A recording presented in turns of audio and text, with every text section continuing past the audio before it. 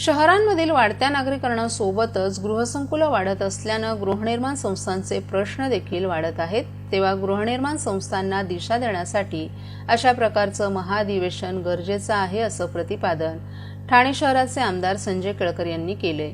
तसंच ही एक प्रकारची कार्यशाळा असून याद्वारे गृहनिर्माण संस्थांच्या प्रतिनिधींचं प्रबोधन होणार आहे।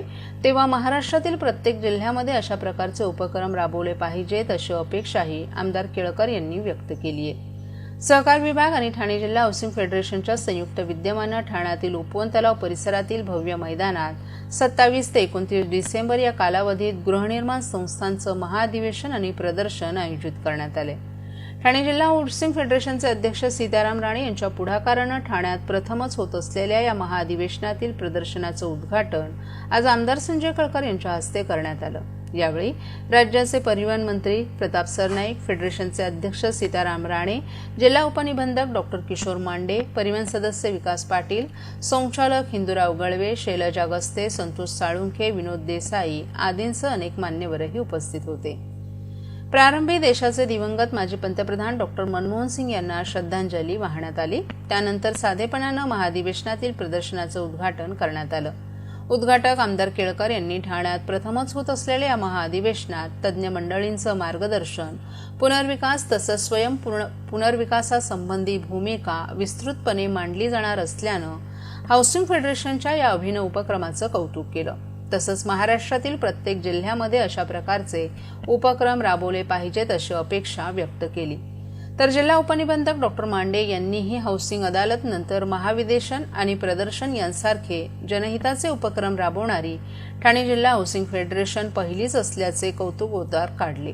तर आयोजक सीताराम राणे यांनी सोसायटीचं कामकाज करताना गृहनिर्माण संस्थांना अनेक अडचणींना सामोरं जावं लागतं, याशिवाय भेडसावणाऱ्या अन्य समस्यांवर अशा प्रकारच्या अधिवेशनांमध्ये विस्तृत चर्चा आणि ठराव करणार असल्याचं स्पष्ट केलं।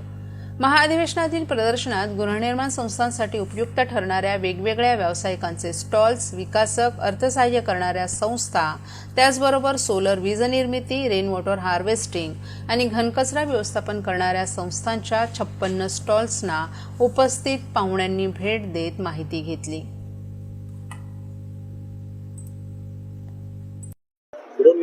साठी महाअधिवेशन आयोजित केले, तुमच्या हस्ते उद्घाटन झालेलं आहे, काय सांगाल, लोकांना काय आवाहन करायचं? हाऊसिंग फेडरेशनचं मी खरं म्हणजे फार अभिनंदन करेन। हाऊसिंग फेडरेशन जे गेली अनेक वर्ष सीताराम राणे यांच्या नेतृत्वाखाली हे चालू आहे। गृहसंकुलं वाढतायत, वाढण्याबरोबर त्यांचे प्रश्न वाढतायत, त्यांच्या समस्या वाढतायत आणि या सगळ्या गृहसंकुलांना जवळजवळ महाराष्ट्रामध्ये एवढ्या मोठ्या संख्येने 1.5 लाख हाऊसिंग सोसायटी आहेत, जिल्ह्यामध्ये आहेत, शहरामध्ये आहेत, ज्यांना दिशादर्शन दिलं पाहिजे। हा वेगळा नॉन प्रॉफिट सेक्टर आहे सहकार मधला आणि त्यांना एक दिशादर्शन देण्यासाठी मला वाटते हे या अभूतपूर्व असं अधिवेशन, महाअधिवेशन या ठिकाणी आज त्याचं प्रदर्शनाचं उद्घाटन झालंय आणि उद्या या अधिवेशनाची सुरुवात होणारे हजारो संस्थेचे प्रतिनिधी येतील। हे फार मोठं काम आहे।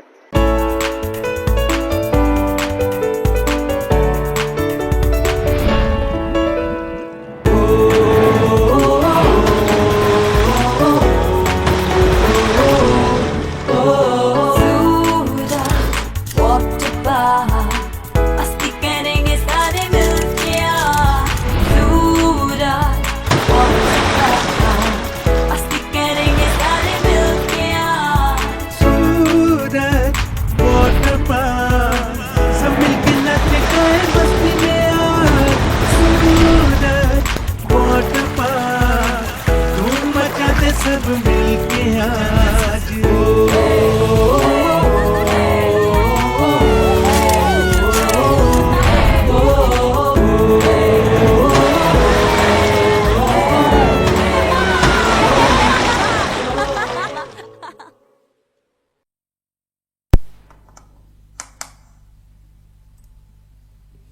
अल्पवयीन मुलीच्या हत्येप्रकरणी जलदगती न्यायालयात खटला चालवण्याची प्रक्रिया सुरू असून या प्रकरणात विशेष अभियुक्ताची नियुक्ती केली जाणार असल्याची माहिती ठाणे पोलिसांनी दिली आहे। कल्याण येथील अल्पवयीन मुलीला विशाल गवळी यानं राहत्या घरात हत्या केली. हत्येनंतर त्याची पत्नी साक्षी घरी आली.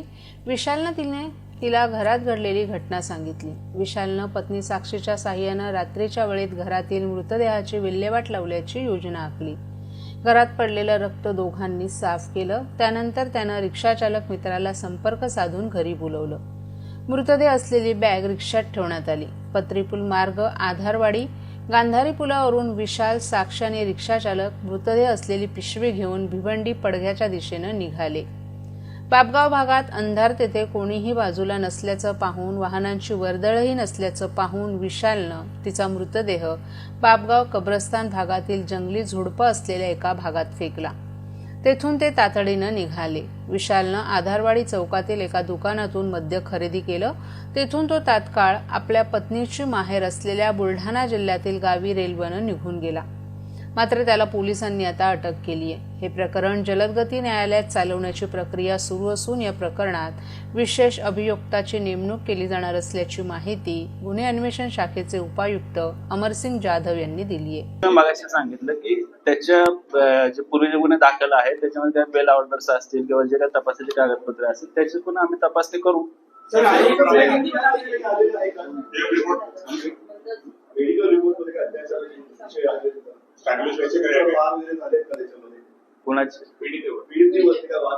त्या गोष्टी आता सगळ्या तपासात येतील ना. जे काय हा गुन्हा संवेदनशील आहे, एक मिनिट, हा गुन्हा अतिशय संवेदनशील आहे. आम्ही त्याचा एकदम शास्त्रोक्त पद्धतीनं सर्व बारकाईनं फॉरेन्सिकच्या मदतीनं सर्व बारीक असतील, महत्वाचे असतील सर्व पुरावे आम्ही चांगल्या पद्धतीने हस्तगत करणार आहे. सर्व गोष्टी आम्ही रेकॉर्डवर आणणार आहे. त्याच्यामुळे आताच त्याबद्दल माहिती सांगणं उचित होणार नाही. त्या सर्व गोष्टी तुम्हाला नंतर तपासामध्ये स्थानिक पोलीस स्टेशन माहिती देईल त्याबद्दल जे काय असेल.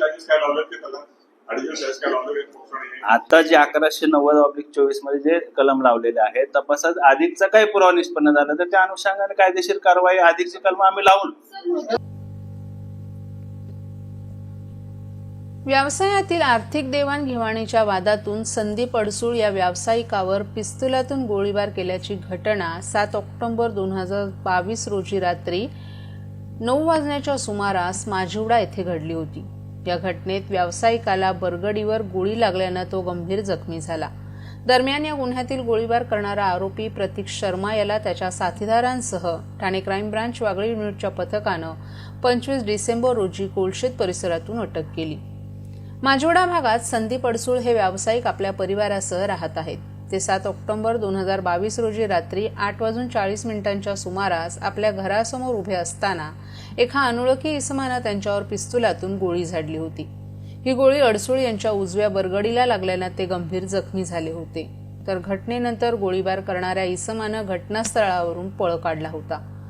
ही गोळीबाराची घटना व्यवसायातील आर्थिक देवाणघेवाणीच्या वादातून झाल्याचं आणि फायरिंग प्रतीक शर्मा यानं त्याच्या साथीदारांच्या मदतीनं केल्याचं पोलीस तपासातून समोर आल्यानंतर या प्रकरणी कापूरवाडी पोलिसांनी हत्येचा प्रयत्न केल्याचा गुन्हा दाखल केला होता. तेव्हापासून फायरिंग करणारा आरोपी प्रतीक शर्मा हा त्याच्या साथीदारांसह सतत 2 वर्ष फरार होता. दरम्यान या गुन्ह्यातील आरोपी शर्मा हा कोलशेत परिसरात येणार असल्याची माहिती ठाणे क्राईम ब्रांच वागळे युनिटच्या पथकास बुधवारी मिळाली होती. मिळालेल्या माहितीनुसार पोलिसांनी परिसरात सापळा लावून आरोपी प्रतीक शर्मा याच्यासह त्याचे साथीदार राजकुमार गोविंद हांडे, राहणार मनोरमा नगर ठाणे, आकांत पोळे, तुषार दशरथ पवार, रोहित गंगोत्रे यांना अटक केली आहे. या गुन्ह्यातील आरोपींना तब्बल 2 वर्षांनी अटक करण्यात आली असून पुढील तपास क्राईम ब्रांच वागळे युनिटचं पथक करीत आहे. अक्टूबर 2022 में पुलिस के एरिया में संदीप अडसूळ करके बांधकाम व्यवसायिक है, उनके ऊपर फायरिंग हुई थी. उसमें वो गंभीर रीत्या जख्मी हुए थे. उसमें यूनिट 5 के पुलिस निरीक्षक सलील भोसले और उनकी टीम ने पैरेलल इन्वेस्टिगेशन करके समांतर तपास करके अभी तक 5 आरोपी को अटक किया है. उसमें प्रतीक शर्मा, राजकुमार हांडे, आकांत पौड़े, तुषार पवार और रोहित गंगोत्रे, ये 5 आरोपी को अभी तक अटक किया है. कोर्ट ने उनकी पुलिस कस्टडी रिमांड दी है. अभी ये गुने के बारे में इनको जो आरोपी जो है उनको किसने सपोर्ट किया है और किसका सहभाग है ये इन्वेस्टिगेशन हम कर रहे हैं. सर, किस वजह से फायरिंग की गई थी, क्या कुछ इन्फॉर्मेशन बताया? कंप्लेनेंट संदीप आठसूड़ ये बांधकाम व्यवसायिक है और आरोपी जो है वो कंस्ट्रक्शन साइट पे काम करते हैं। उनका कुछ आर्थिक व्यवहार था, उसके वजह से ये गुन्हा हुआ है। महाराष्ट्रातील भगिनींना आधार देणारी राज्य शासनाची मुख्यमंत्री माझी लाडकी बहीण योजना, या योजनेअंतर्गत अल्प उत्पन्न गटातील 21 ते 65 वयोगटाच्या भगिनींना मिळणार दरमहा 1500 रुपयाची मदत। अर्ज करण्यासाठी 31 ऑगस्ट 2024 पर्यंत मुदतवाढ। कुटुंबाचं वार्षिक उत्पन्न 2.5 लाख रुपयांपेक्षा कमी असलेल्या महिला पात्र। कुटुंबाकडे पिवळं किंवा केशरी रेशन कार्ड असल्यास उत्पन्नाचा दाखला आवश्यक नाही। पांढरं रेशन कार्ड असेल किंवा रेशन कार्ड नसेल तर कुटुंबाचं वार्षिक उत्पन्न 2.5 लाखांपेक्षा कमी असल्याचा दाखला आवश्यक। योजनेसाठीचा ऑनलाईन अर्ज नारी शक्ती दूत ऍप वरून किंवा पोर्टलवर भरता येईल। ज्या भगिनींना ऑनलाईन अर्ज भरता येत नसेल त्यांच्यासाठी अंगणवाडी, ग्रामपंचायत, वॉर्ड ऑफिस, सेतू सुविधा केंद्रामध्ये किंवा आशाताई बचत गटाच्या CRP यांची मदत उपलब्ध। आता आपल्याला अभिमानाने म्हणता येईल, सुखी आणि सुरक्षित आहे माझी लाडकी बहीण। एक दिशा मार्गिका असतानाही वाहतूक नियमांचं उल्लंघन करून वाहन चालक विरुद्ध दिशेनं वाहतूक करत असतात। अशा वाहन चालकांना वचक बसावा यासाठी ठाणे रेल्वे स्थानक परिसरातील 3 महत्त्वाच्या भागांमध्ये टायर किलरचा प्रयोग केला जाणार आहे। ठाणे महापालिकेच्या माध्यमातून येत्या पंधरवड्यात हे टायर किलर बसवले जाणार असून विरुद्ध दिशेनं वाहतूक केल्यास वाहनाच्या चाकाचं नुकसान होईल। त्यामुळे चाकाचं नुकसान टाळण्यासाठी चालक स्वतःहून विरुद्ध दिशेनं वाहनं चालवणार नाहीत असं पोलिसांनी सांगितलंय।